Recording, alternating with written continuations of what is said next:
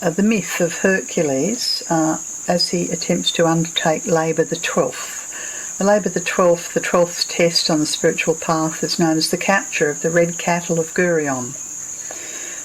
Okay, so I'm going to read the myth to you and then see if we can see how it relates to us.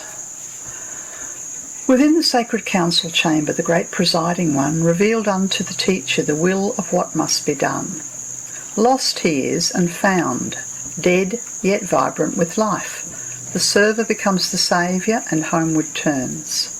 So this is really, I think, about all of us, humanity. We have been lost, and that we also are found. We have been dead to the spiritual world, and yet we are innately connected to our souls on the inner level.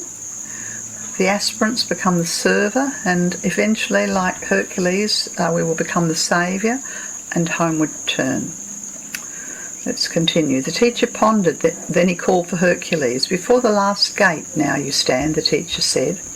One labour yet remains before the circle is complete and liberation is attained.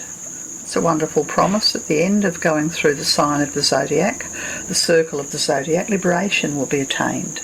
But of course we'll have to go through it repeated times. It's not just one revolution.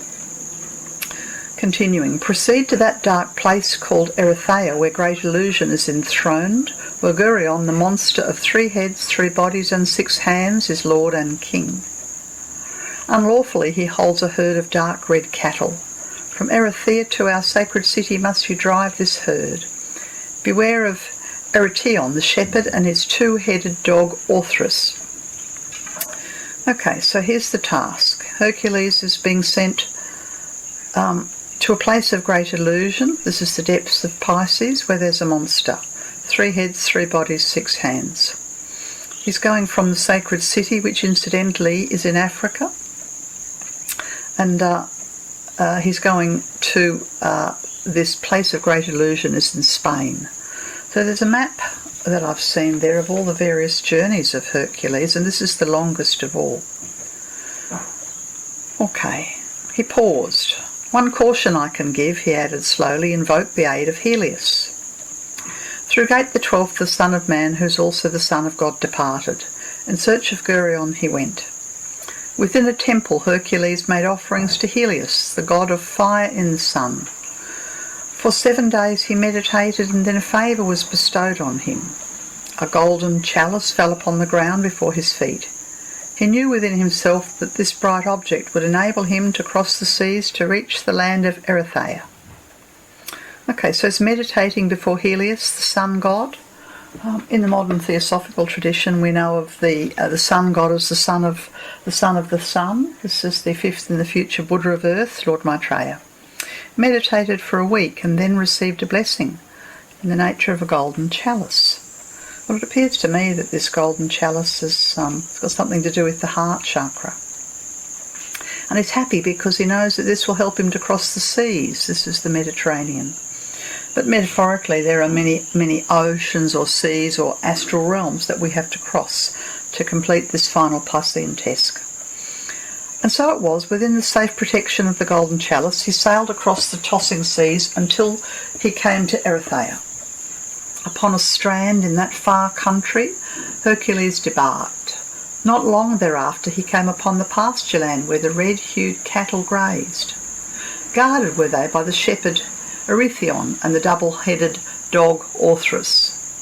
We've met a double-headed dog before, haven't we? Can't remember when. And here we have a shepherd. So we have 2 servants of the monster, a shepherd and a dog. When Hercules approached, the dog sped forward like an arrow to its target, and upon the visitor the creature hurled itself, snarling viciously, its bared fangs fiercely snapping. With one decisive blow did Hercules lay the monster low. Okay, so it's managed to put paid to one of the minions of the monster, I'd say the dweller.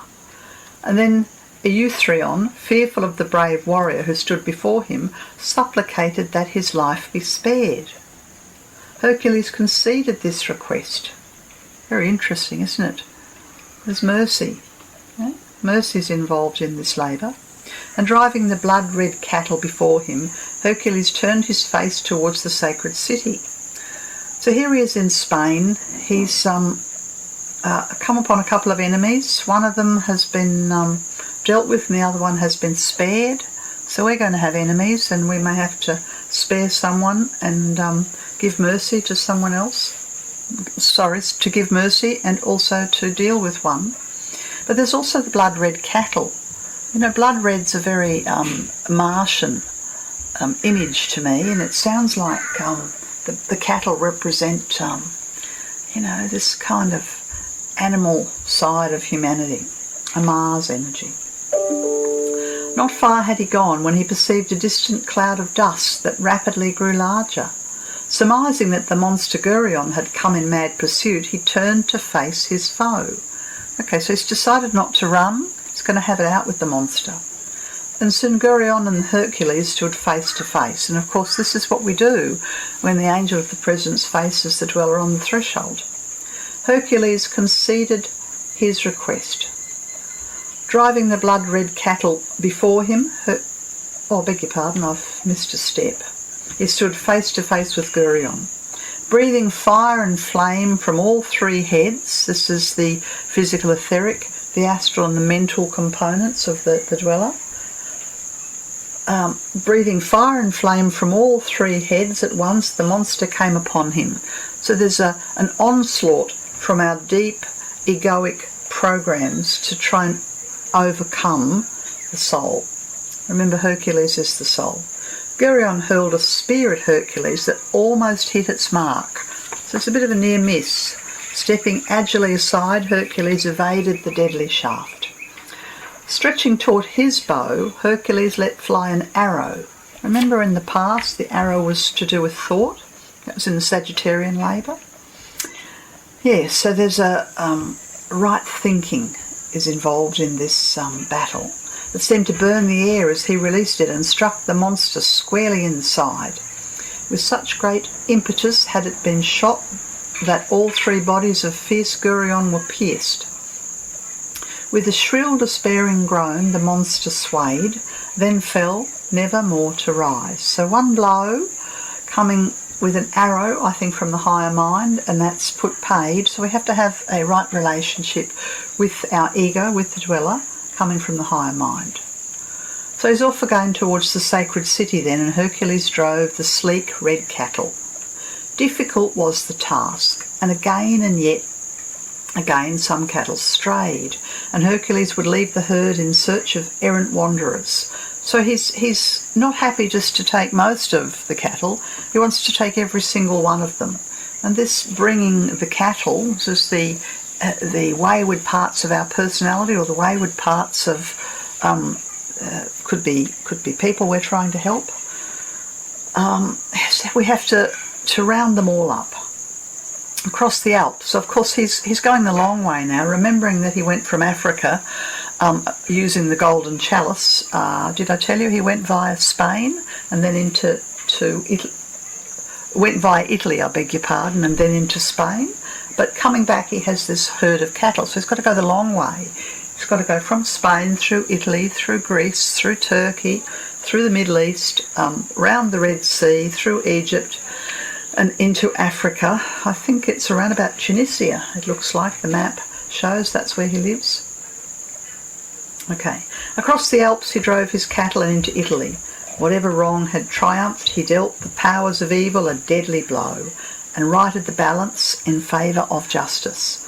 So as he's going along, he's dealing with past injustices. Maybe there's some previous actions. Maybe there are other people that he owes something to.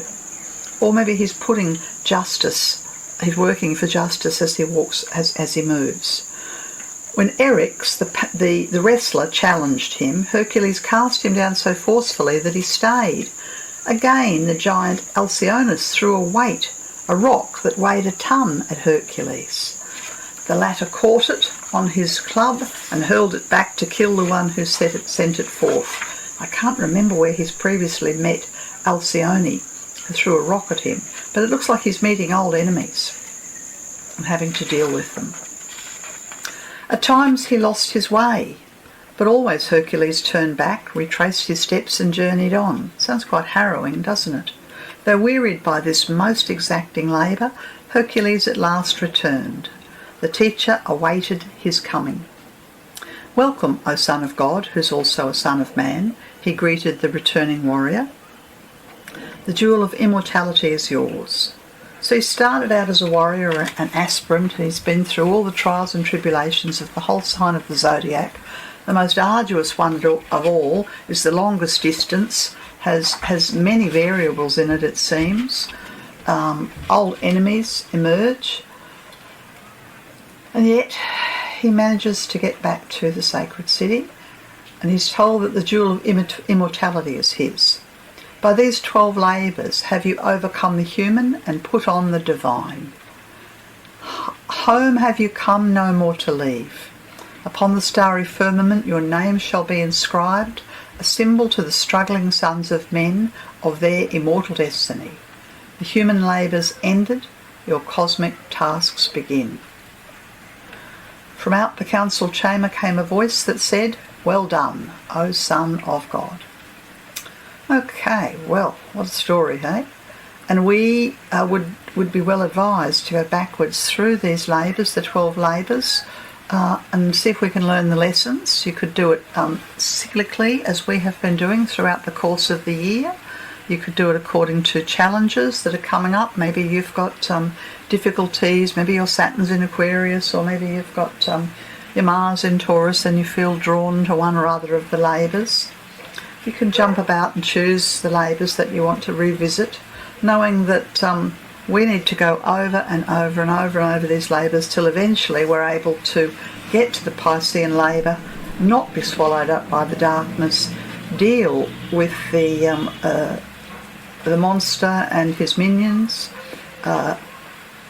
never give up, continue on despite feeling lost, exhausted, learn to give mercy, to deal with past enemies, and eventually we will arrive at home. And the home is when we bring the spiritual aspects of ourselves, our immortal self, our I am presence, into the body. When spirit and matter merge, they will merge in the sign of Pisces. And when this merger occurs, the soul has become irrelevant. It's done its job. But we can see from this task, the human labours are ended, but Hercules has cosmic tasks awaiting him. So it's just one turn of the spiral, and there are tests and trials and tribulations of which I know nothing, we know nothing, that are beyond the mountain we know as immortality, the fourth mountain, the mountain of renunciation, that is outlined so beautifully in this Piscean test. Okay, that's been Chandra here. Hope you found this series useful. It has been a very dramatic year, and of course we are into another turn of the spiral in a not too distant time. We'll get to the end of Pisces and we'll come to the 20th of March or thereabouts, and a whole new astrological year will begin. This has been Chandra, Eastern Star Astrology Healing.com, living in light. If you'd like me to look at your chart to help you understand the path ahead, please get in touch. Bye for now.